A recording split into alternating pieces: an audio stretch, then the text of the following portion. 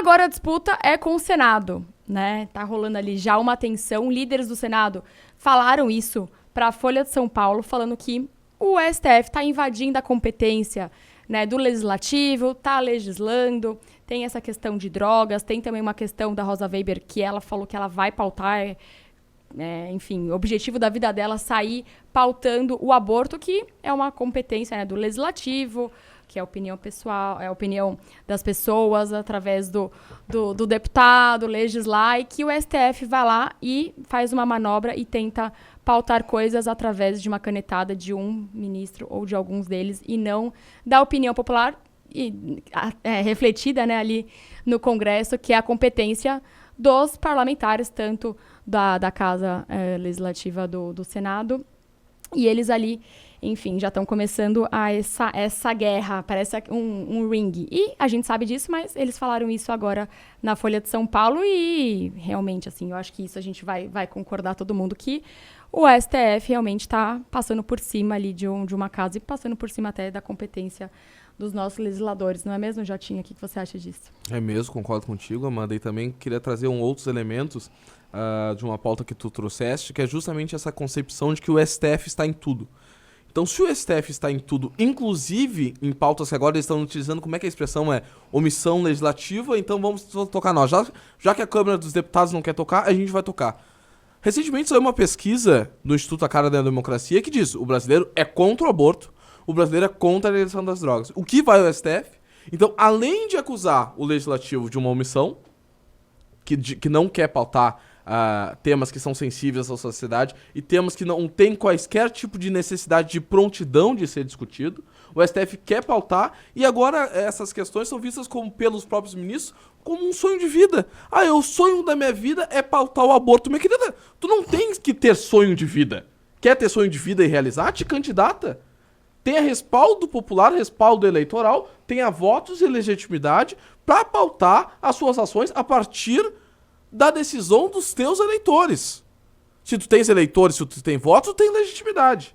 Legitimidade é um cargo praticamente vitalício, é um cargo que a gente sabe que esbanja de impossibilidade de investigações, inclusive de atuações morais, e a partir daí, eu quero pautar um sonho meu de vida, inclusive quando sai pesquisa dizendo que a própria população é contrária. Então é muito perigoso isso, Amanda, porque eu era uma das pessoas que sempre dizia que o meu sonho era que as pessoas discutissem política como é discutida futebol. Hoje eu já não tenho mais esse sonho. Eu não acho normal tu ver o brasileiro médio, o brasileiro comum, estar na rua, num bar, num domingo em família, tá discutindo a atuação do STF, que tem um objetivo importante e claríssimo, que é resguardar simplesmente a Constituição. Então, se a gente está discutindo o STF, como propriamente disse o ministro Barroso, como um poder político, se a gente olha para o STF e vê ele como uma instituição fundamental para definir o nosso próximo dia, se a gente vê o STF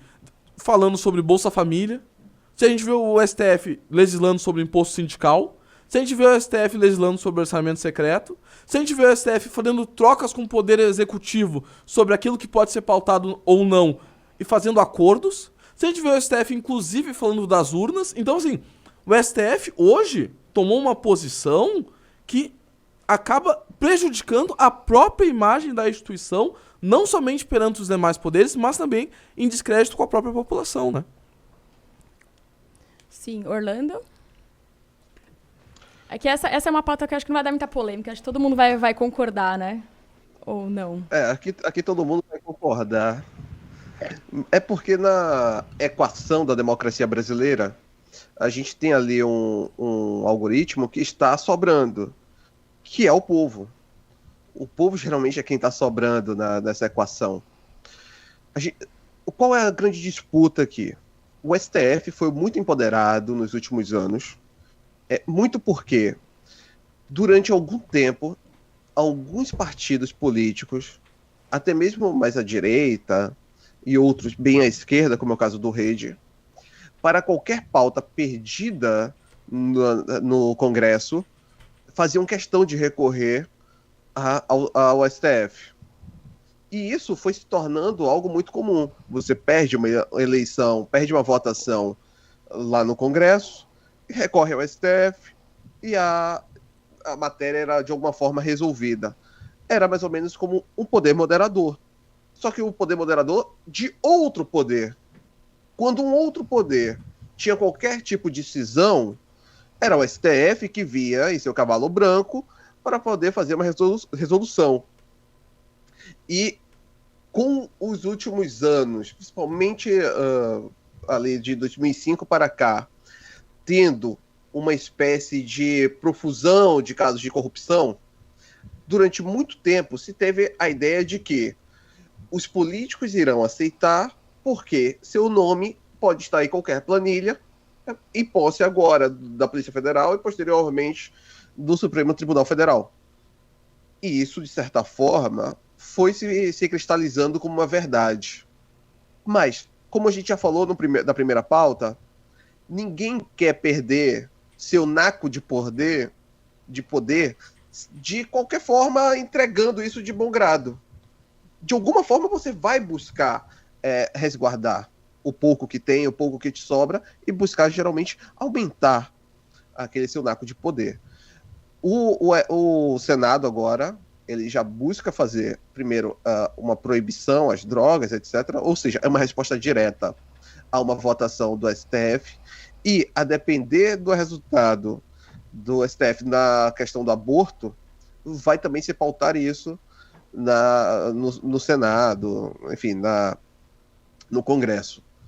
Perceba, durante quanto tempo o povo se dispôs a sempre falar: sou contra determinadas pautas. E essas pautas passaram ao largo do próprio Congresso, que preferia simplesmente se omitir. Agora, independente do povo estar nessa equação, e o Jota foi muito bom em lembrar isso, que o povo tem uma opinião e o Congresso e o STF fazem questão de rejeitar, até porque as oligarquias brasileiras têm um certo ódio e nojo do povo, principalmente quando o povo é um pouco mais pobre. Agora o Senado vai pegar isso e tentar resgatar um pouco de sua pequena soberania contra o grande soberano brasileiro, que é o STF. Achei 2 comentários absolutamente irretocáveis. Eu vou só acrescentar algumas coisas de ordem teórica aqui. O que rola?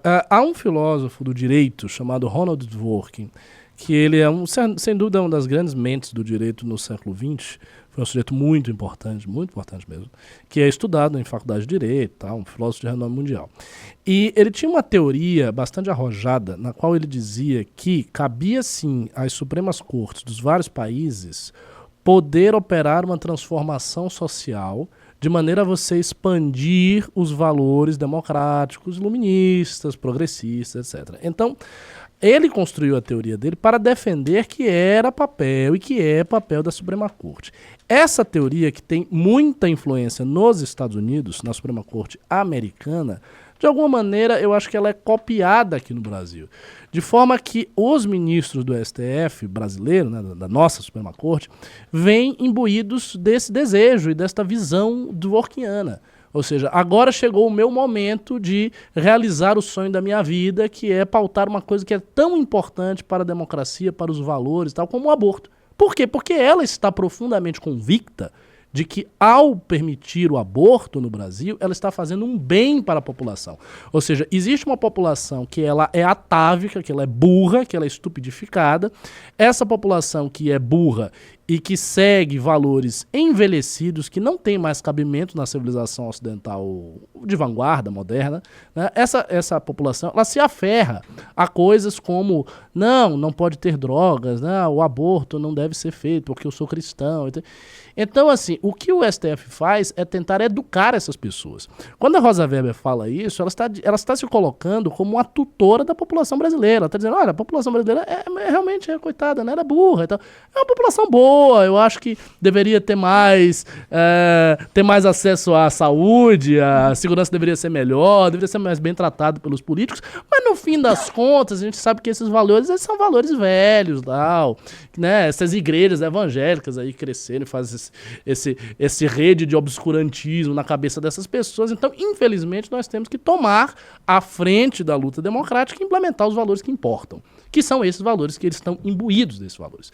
Então, é desse jeito. Os caras têm essa convicção, eles não vão parar. Existem agentes ali que são disso, Rosa Weber, Barroso e tal. São pessoas profundamente convictas nisso. Você tem uma outra turma do STF que não liga tanto assim para esse tipo de coisa, que é a galera que liga para proteger corrupto.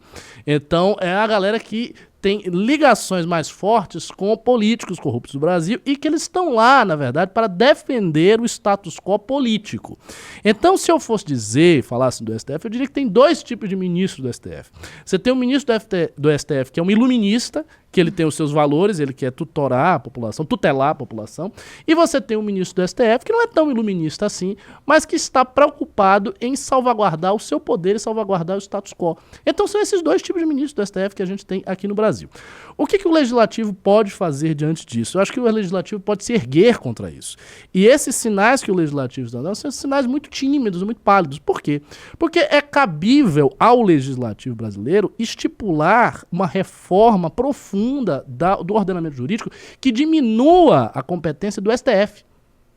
Aonde é que está esculpida a competência do STF? Onde está isso? Num regramento do STF? Não.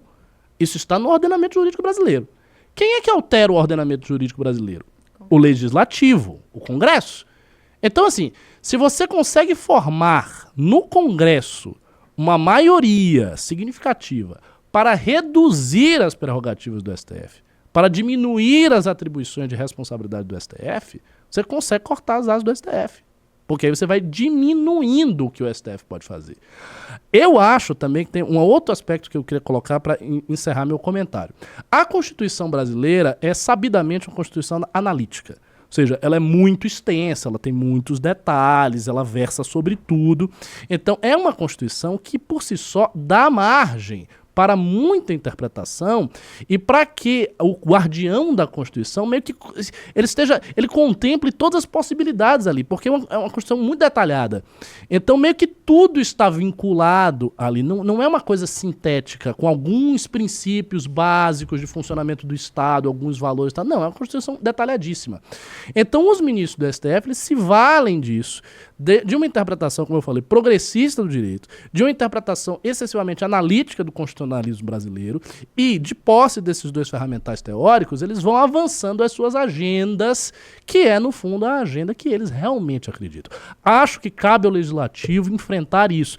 Mas, por outro lado, a gente também não pode exigir muito do Legislativo. Por quê? Porque o Legislativo brasileiro é também uma grande porcaria. Essa é a verdade. Ou seja, é um bando de gente corrupto, muita gente semi-analfabeta, semi-culta, que não sabe fazer um ó com um copo. Um bocado... Pô, você pega o baixo clero da Câmara de Deputados, meu irmão, tem gente ali que o cara não tem condição de estar ali dentro. É um absurdo que eles estejam. A gente cita, por exemplo, os bolsonaristas, mas não é só bolsonarista. Tem muito deputado que não tem nenhum vínculo ideológico com nada, que o cara é um demente, o cara é burro pra caramba. Então você pega um sujeito desse, a visão que o cara tem, você pega um cara como o Barroso, que é um cara qualificado, é um abismo de compreensão e de aspiração, ou seja, de ambição intelectual, de ambição civilizacional, que não dá pra comparar. Então você pega o carinha ali do baixo clero, ele quer dar uma mamadinha no governo, ele quer ter a emendazinha dele para distribuir para umas cidadezinhas do interior, aonde ele pega o voto, onde ele reúne 6, 7, 8 prefeitos, esses prefeitos dão um voto para ele fica ali reproduzindo-se no poder eternamente, não sai daquilo, tá com a vida dele assegurada. Ou seja, essa é a visão do cara. Esse é o desejo dele. A ambição maior do cara é essa. Um cara como o Barroso, não. É outra parada. Entendeu? Esses caras têm uma ambição grande. Eles pensam mais pra frente do que, infelizmente, do que a média dos nossos deputados, do que dos nossos senadores também. Você olha, por exemplo, também a composição do Senado é uma vergonha. O Senado, que seria a alta Câmara, né, a casa dos bastiões da República, o negócio, o cara tem que ser, o senador, ele teria que ser tipo um avatar da República Brasileira. Tipo um Sarney. Né? Qualquer coisa que se diga contra o Sarney, ele foi um mau presidente e tudo mais, mas o Sarney foi uma encarnação sabe? Ele encarnou efetivamente a República Brasileira. Ele era um cara de grande cultura, que lia um monte de coisa, que tinha um poder estabelecido ali no Estado. Ele era uma figura que representava a República. Esses caras de agora, esses senadores, são ridículos. Pô, tem o Marcos Duval lá, senador. O cara é um pseudo-agente da SWAT que faz uma live ridícula onde ele se contradiz. Este cara não tem como disputar poder contra o Barroso.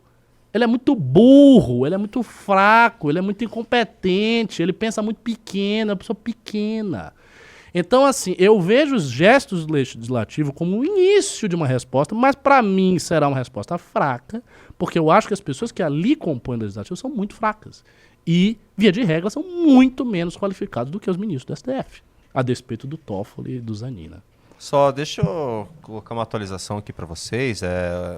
O Ricardo está sendo injusto com o poder legislativo, porque o senador Rodrigo Pacheco já se reuniu com o Barroso. E o Barroso eles tiveram uma conversa muito boa, e é o seguinte, o próximo presidente do STF disse a Pacheco que quer se reunir com os senadores para ouvir as demandas da casa. Ouvir as demandas da casa. O cara, ele se comporta como presidente do Brasil. Eu vou ouvir aqui as demandas da... Não tem ouvir as demandas da casa, meu irmão. O Congresso é soberano. O STF é um órgão, como você bem falou, de controle de constitucionalidade, de questões constitucionais. Guardião da nossa Constituição e ponto. Quer dizer, olha a loucura que a gente tá. Mas assim, não dá pra substituir a qualidade das pessoas, minha gente. A qualidade das pessoas é um negócio insubstituível. Se você tem um bando de animal no legislativo, você não vai conseguir fazer nada. Entendeu? Os caras que estão no STF, eles são mais qualificados. Essa é a realidade. Não tem comparação. E aí a gente fica vulnerável. Nós somos vítimas deste processo. Infelizmente, somos vítimas. Quando é que a gente vai mudar isso aí? Não sei. O MBL tem que crescer muito, tem que ter pessoas muito qualificadas. As pessoas que hoje são qualificadas no MBL têm que se qualificar muito mais. E é isso aí o nosso processo, né? Mais de 10 mil pessoas em 7 edições. Os maiores nomes da política brasileira reunidos em um só lugar. Aulas com os principais intelectuais da direita no país. Debates, congresso simulado, atividades criativas, a maior e mais completa imersão na política que você pode ter. Vindos de todo o país, caravanas de militantes e apoiadores. O Congresso Nacional é mais que um evento de política, é uma experiência. Quer saber o destino do MBL em 2024? Garanta já o seu ingresso. Vagas limitadas. www.mbl.org.br/congresso